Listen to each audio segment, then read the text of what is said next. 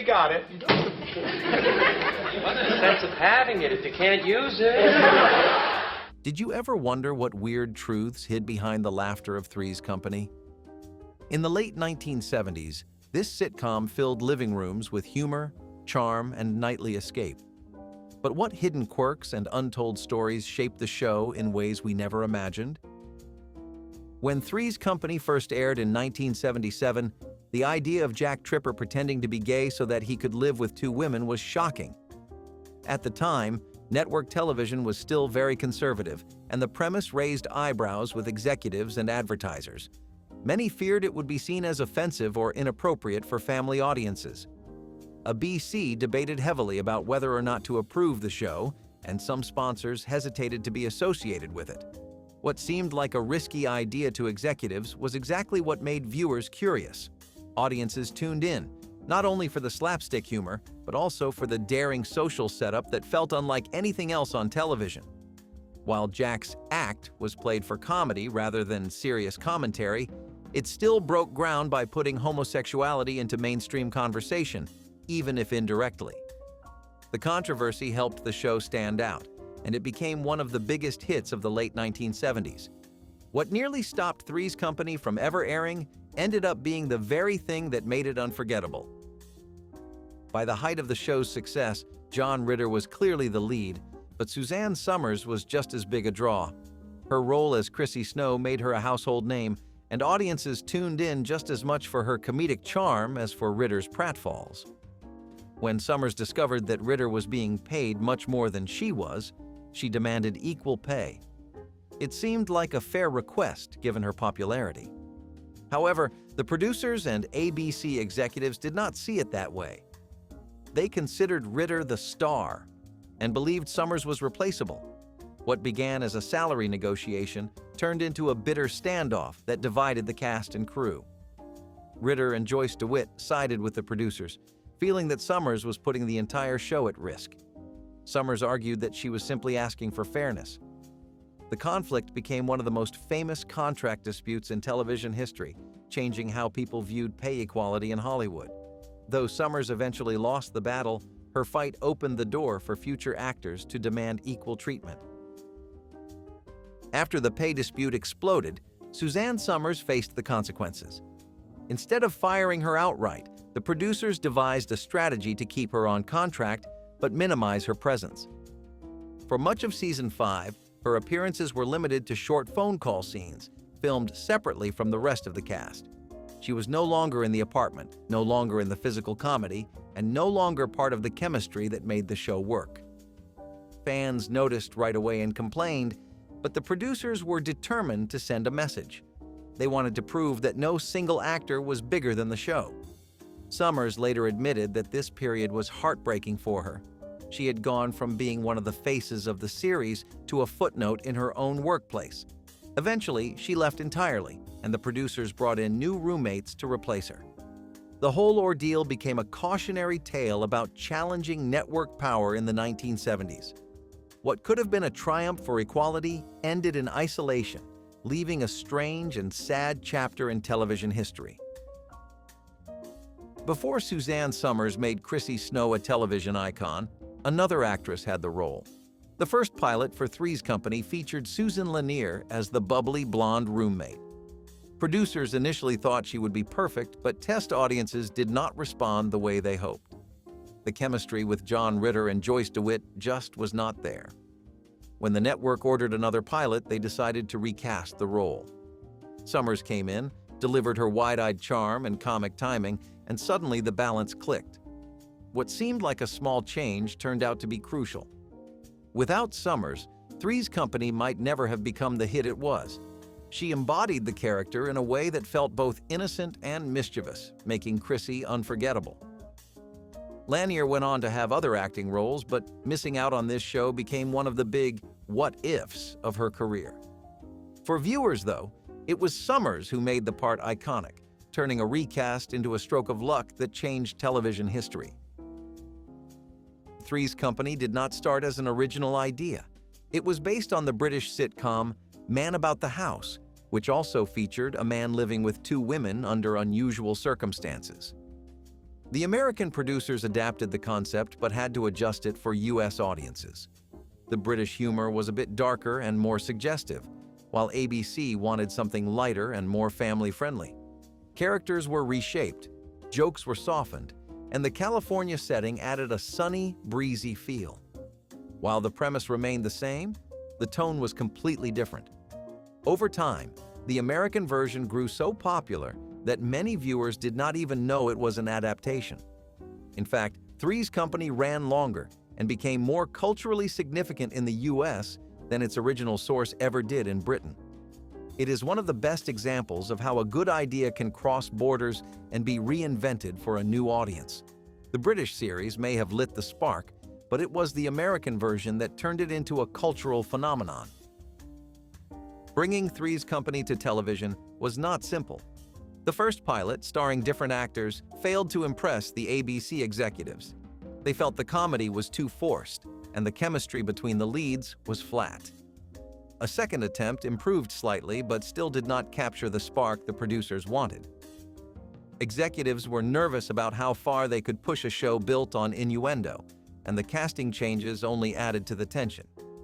Viewers in early test audiences gave mixed feedback, leaving producers unsure if the idea had any future. But they believed John Ritter's charm could make the difference if they got the right combination around him. It was not until the third pilot, with John Ritter, Joyce DeWitt, and Suzanne Somers, that everything finally clicked. The trio had instant chemistry, and Ritter's physical comedy sealed the deal. Executives who had once been skeptical suddenly saw the potential. The fact that it took 3 tries shows just how uncertain networks can be, even when sitting on a future hit. If ABC had given up after the first or second attempt, Three's Company would never have existed. Instead, persistence paid off, and the third pilot launched one of the most popular sitcoms of its era.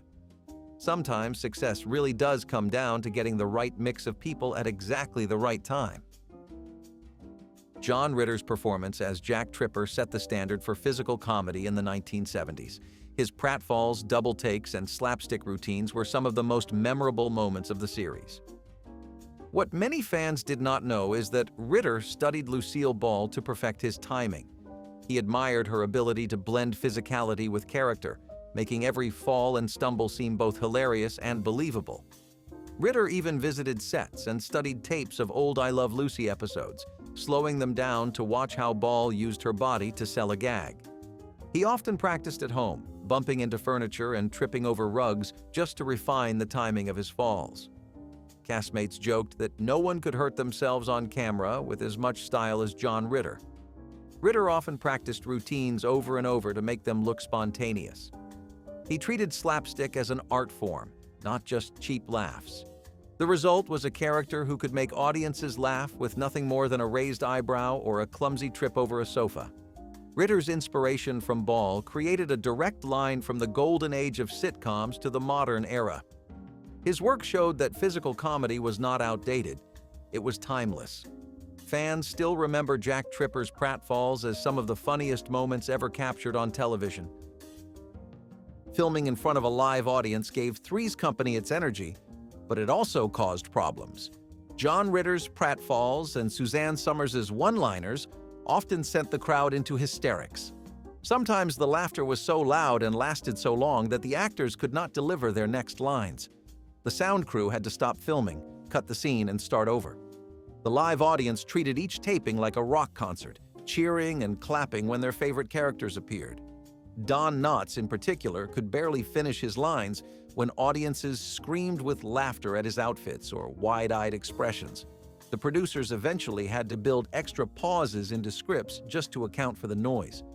In editing, producers sometimes lowered the volume of the laughs or even replaced them with canned laughter to make the dialogue clearer. For the cast, it was both flattering and frustrating. They loved knowing the audience was enjoying the show, but it made keeping the rhythm of the script challenging. The audience reactions became almost a character in themselves, shaping how the show felt. That infectious energy was part of what made Three's Company so fun to watch, even if it drove the producers crazy behind the scenes. Fans often assume that the theme song, "Come and Knock on Our Door," was sung by the legendary Ray Charles, but that is not true. The singer was another Ray Charles, a session musician known for his work in Los Angeles. He had a strong, cheerful voice that fit perfectly with the upbeat tone of the series. The confusion has persisted for decades, with many still believing the famous Ray Charles was behind the song. This mistake became so common that even music trivia books listed the wrong singer for years. The session musician Ray Charles joked in interviews that he had the most famous name in the world, but not the fame to go with it. For him, singing the theme was just another job, yet it gave him a hidden legacy that millions still hum today. In reality, the performance came from a man whose career was mostly in the background of music history. The choice turned out to be a perfect fit, giving the show a catchy opening that people could hum instantly. The song became inseparable from the series, one of those rare theme songs that lives on long after the episode stopped airing. Even today, hearing "Come and Knock on Our Door" brings people right back to the world of Three's Company. One of the quirks of Three's Company was the revolving door of landlord characters. The show began with the Ropers, played by Norman Fell and Audra Lindley, who were so popular that they eventually got their own spin-off. After they left, the zany Mr. Furley, played by Don Knotts, took over as landlord. Each landlord brought a different kind of humor. The Ropers had sharp, sarcastic banter, while Mr. Furley was all wide eyes, loud outfits, and exaggerated reactions. Audiences were divided at first, with some missing the Ropers' dry wit and others loving Furley's broad antics. Don Knotts leaned into the flamboyant costumes and mannerisms, turning every entrance into an event. The landlord role, usually forgettable in most sitcoms, became a highlight of the series because of these shifts. The constant change kept the show fresh and gave audiences new dynamics to enjoy. It also created opportunities for spin-offs and expanded the Three's Company universe. While landlords are usually background figures, on this show they became scene stealers. The shifting cast of landlords helped define different eras of the series, showing how even supporting roles could make a lasting mark on television history. When Norman Fell was offered the chance to star in a spin-off based on his character Stanley Roper, he was hesitant. Fell loved working on Three's Company and did not want to risk leaving a hit show for something untested. To ease his fears, ABC made a special deal. If the Ropers failed within 1 year, he and Audra Lindley would be allowed to return to Three's Company. It seemed like a safety net, but things in television rarely work out so cleanly. The spin-off launched with fanfare, and ABC considered it a success, at least at first. By the time it became clear the show was struggling, more than a year had passed. The clause in Fell's contract had expired, leaving him stuck in a series that was slowly sinking. He later admitted he regretted the decision, especially since Don Knotts came in as Mr. Furley and made the landlord role his own. What was meant as a guarantee turned into a trap. Fell had been a scene stealer on Three's Company, but once he left, the show moved on without him. His contract clause became one of those Hollywood stories where a clever safeguard turned into a painful missed opportunity. When The Ropers premiered in 1979, ABC promoted it as the next big sitcom hit. Norman Fell and Audra Lindley reprised their roles as Stanley and Helen Roper, and fans expected more of the same sharp, sarcastic humor that had worked so well on Three's Company. The new series followed the couple after they moved out of their old building, putting them in a new neighborhood surrounded by wealthy snobs. Unfortunately, the magic just was not the same. Without Jack, Janet, and Chrissy to bounce off, the Ropers' banter felt repetitive.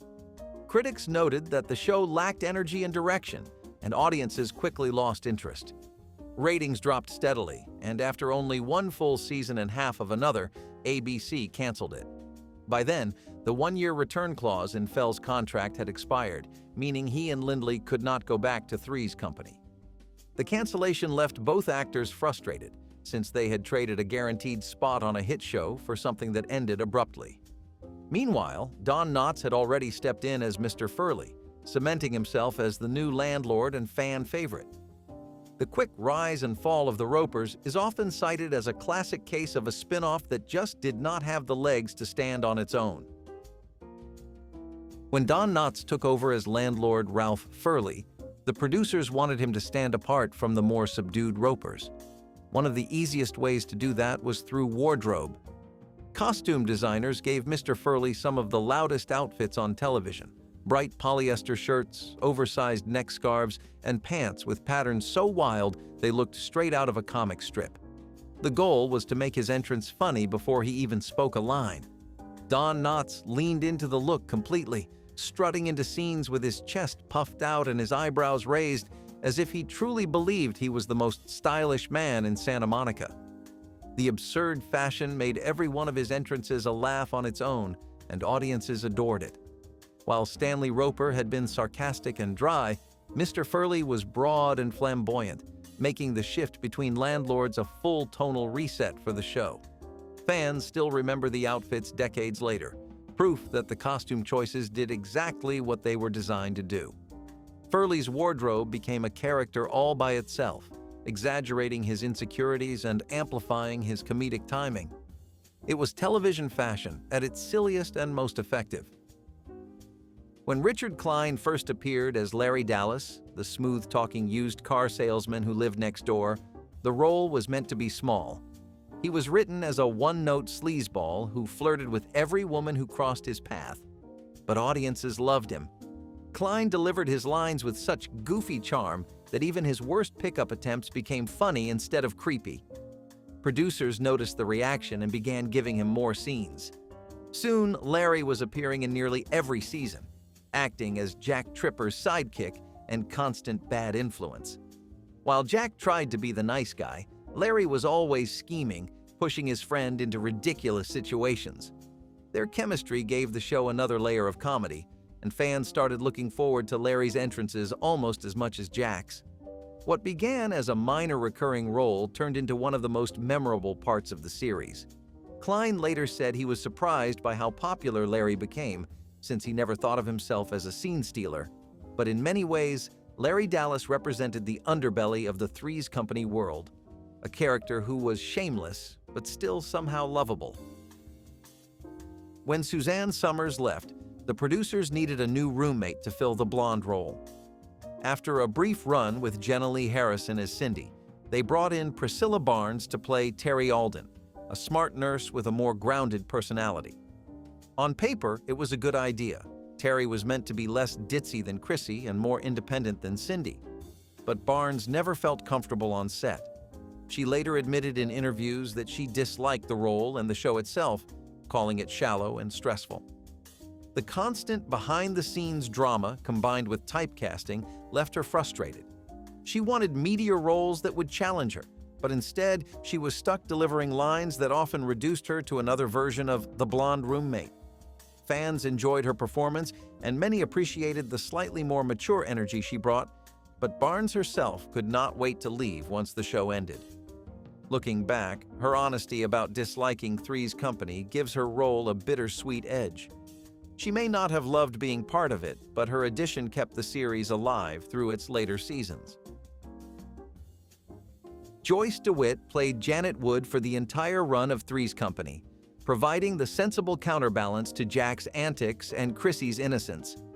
Fans loved her no-nonsense approach, and she became one of the most recognizable actresses of late 1970s television. Yet after the show ended in 1984, she seemed to disappear from Hollywood.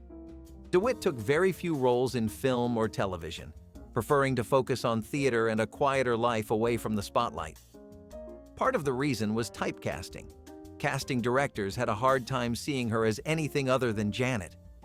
Another reason was personal choice. DeWitt simply did not want to chase fame at the same pace as her co-stars. For fans, her absence created a kind of mystery. Why would someone so beloved choose to step back? Decades later, she occasionally returned for small projects and reunions, but she never pursued stardom again. In an era where most actors scrambled to stay visible, Joyce DeWitt's quiet retreat from television makes her one of the most unique stories connected to Three's Company. John Ritter's real life did not always line up with Jack Tripper's bachelor lifestyle. Off-screen, Ritter was happily married, but the writers wanted viewers to believe Jack was always available, always flirting, and always on the edge of a date gone wrong. To maintain the illusion, Ritter had to remove his wedding ring during filming, In some cases, when he forgot, the crew carefully shot scenes so his left hand was not visible. The goal was simple: keep Jack looking like the eternal single guy. Fans never noticed the difference, but Ritter himself joked about the ritual of slipping the ring off before every taping. It was a small but telling detail about how seriously producers took the image of their characters. Even something as personal as a wedding ring was sacrificed for the sake of continuity. The hidden ring is a reminder of how much effort goes into shaping the fantasy of television, where reality is quietly edited away to preserve the story. Three's Company was a massive hit, but when it came to awards, the show was mostly ignored by the Television Academy. The only cast member to ever take home an Emmy was John Ritter, who won for Outstanding Lead Actor in a Comedy Series in 1984. His physical comedy, combined with his likable charm, made him stand out even when critics dismissed the show as lowbrow. Ritter's award was both a personal triumph and a bittersweet recognition, since it came near the end of the series. None of his co-stars, Joyce DeWitt, Suzanne Somers, or Don Knotts, ever won for their work on the show. Fans often argue that Somers deserved recognition for making Chrissy so iconic, or that Knotts should have been honored for reinventing Mr. Furley. But Ritter's win at least gave the series a place in Emmy history. It proved that even a show built on pratfalls and misunderstandings could deliver performances worth honoring. For Ritter, the award was validation that his approach to comedy was as skillful as any dramatic role. Unlike dramatic series that could take days to shoot a single episode, Three's Company had a tight and efficient schedule. Each episode was rehearsed during the week, with actors blocking out movements and refining comedic timing.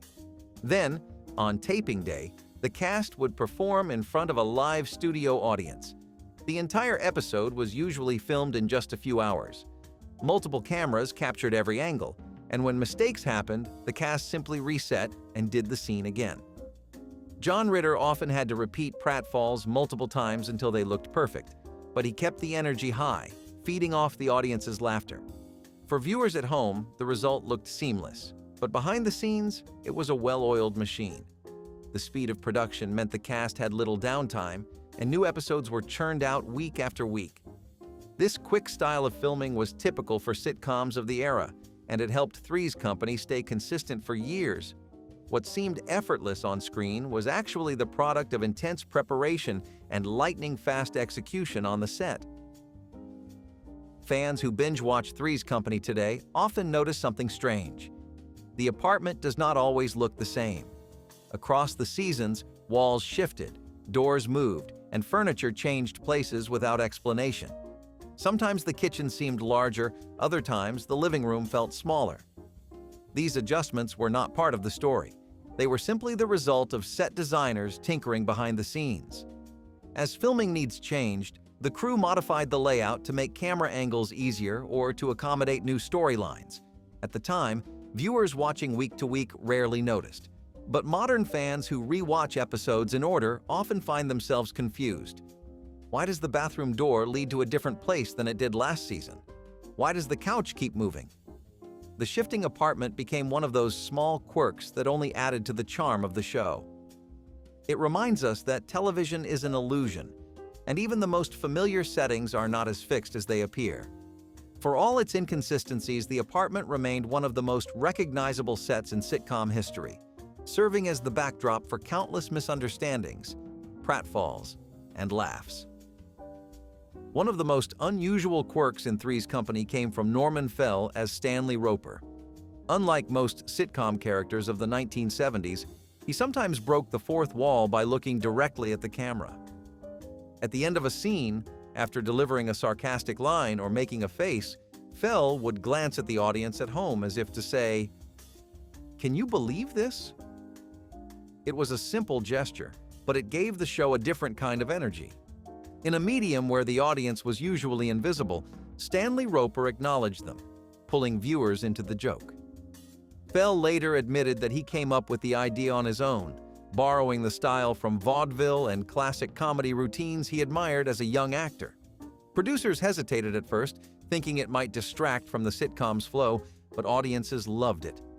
The wink to the camera made Stanley feel like a co-conspirator, a cranky husband letting you in on the absurdity of his world.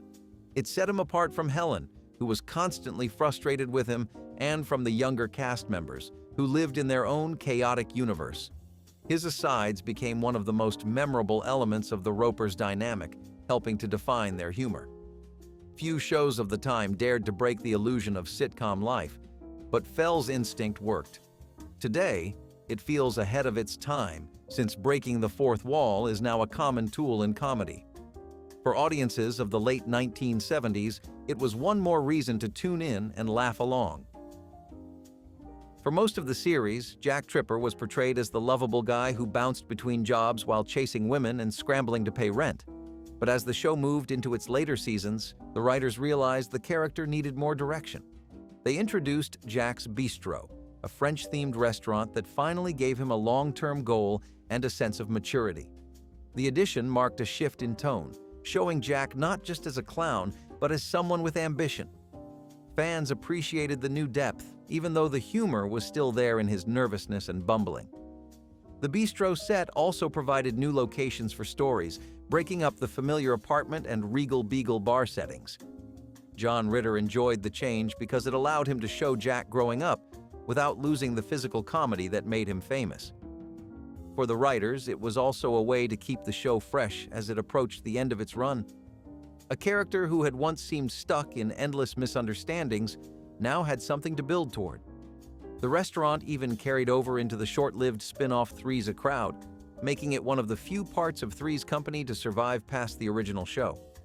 While some fans missed the carefree Jack of earlier seasons, most agreed that Jack's Beastro gave the series a stronger finale.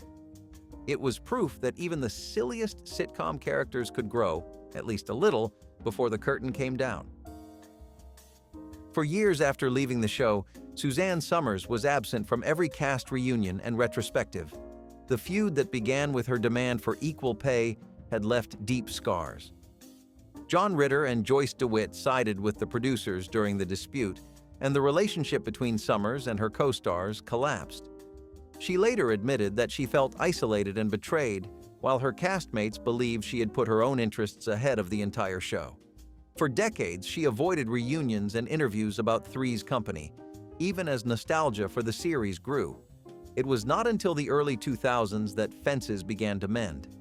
Somers and DeWitt eventually reconciled in a televised reunion, sharing an emotional hug after nearly 30 years of silence. Their conversation revealed just how much pain the feud had caused, not just to the cast but to fans who had adored their chemistry. Sadly, John Ritter passed away in 2003 before he and Somers could fully patch things up, though she later said she regretted not reaching out sooner. The long absence became part of the show's legacy, a reminder that sitcom magic on screen often hides very real tension behind the scenes. Somers' eventual return to the conversation around Three's Company gave closure to many viewers who had wondered for years why the cast seemed divided. The reunion showed that even decades of bitterness could eventually give way to forgiveness, but it came too late to heal every wound. When Three's Company ended in 1984, the network was not ready to let go of Jack Tripper. Producers created a new show called Three's a Crowd, following Jack as he moved in with his girlfriend Vicky and dealt with her disapproving father. The premise was designed to explore Jack's next stage of life, showing him in a more stable relationship but still surrounded by comic tension. Unfortunately, lightning did not strike twice. Without Janet, Terry, Larry, or Mr. Furley, the show lacked the chemistry that had carried Three's Company for years. Audiences were curious at first, but ratings dropped quickly as fans realized it did not feel the same. Critics called it a weak imitation, and ABC canceled the series after just one season. For John Ritter, it was a disappointment, but he quickly moved on to other projects, proving his talent went far beyond Jack Tripper. For fans, Three's a Crowd became a forgotten footnote, often overlooked in discussions of the franchise. Its failure highlighted just how important the original ensemble had been. Jack on his own was still funny, but without the misunderstandings and frantic energy of the trio dynamic, the spark was gone. Today, many fans of the original show have never even heard of the spin-off. It stands as proof that some magic cannot be recreated once the original formula is gone, no matter how much audiences loved the character. In the late 1970s, television comedy was still fairly tame. Sitcoms avoided sexual innuendo and anything that hinted at bedroom activity. Three's Company changed that completely. From the start, the show built its humor around misunderstandings, many of them involving mistaken romantic or sexual situations. Jack, Janet, and Chrissy were constantly caught in compromising positions, leading neighbors and landlords to jump to the worst conclusions. The scripts were loaded with double entendres, winks, and suggestive jokes. While tame by modern standards, they were groundbreaking for the time. Critics accused the show of being vulgar, and some religious groups even protested its content. But audiences could not get enough of it. The risque humor was always balanced with innocence. The characters were more naive than scandalous, which made the comedy lighthearted rather than raunchy. Still, the fact that ABC allowed so much innuendo marked a turning point in television. The show proved that audiences were ready for edgier comedy, paving the way for other series that pushed boundaries in the 1980s and beyond. It is easy to forget now, but Three's Company was once seen as daring, even a little shocking. Its legacy is not just the slapstick and misunderstandings, but the way it nudged television into a more open, playful era. The laughs may have been silly, but the cultural shift they represented was very real. If these weird Three's Company facts made you laugh, cringe, or remember the show in a new way, drop your favorite surprise in the comments, tap like to keep the fun going, and subscribe so you never miss another behind-the-scenes story.